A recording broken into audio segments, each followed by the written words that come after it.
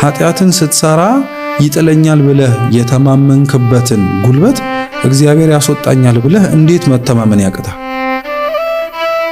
አይኑ ማንም ሰው ከኃጢአት ጋር የሚያደርገው ትግል ቀላል አይደለም።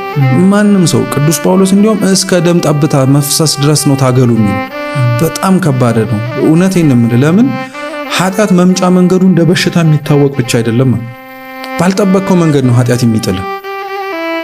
የጠበቅከው ጦር ውጊያ ላይ ጠላት በሚመጣበት መንገድ በሙሉ አውቀኸው አትሸነፍለትም፣ መቼም አትሸነፍለትም። አንሌስ ሊያሸንፍ የሚችልበትን አንተ ያላየኸውን ነገር ይዞ ካልመጣ በቃ ሁሉን ነገር አውቀህ ግን አትሸነፍ።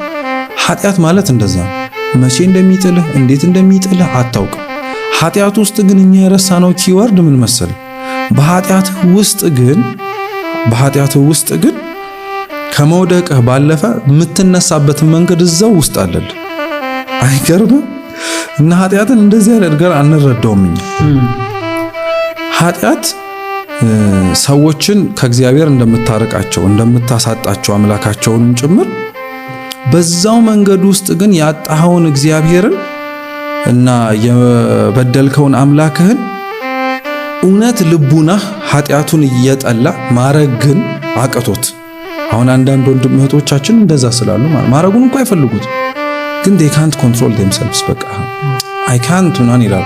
እሱ ስሜት ውስጥ ካለ no hands down ትወጣለህ የሆነ ጊዜ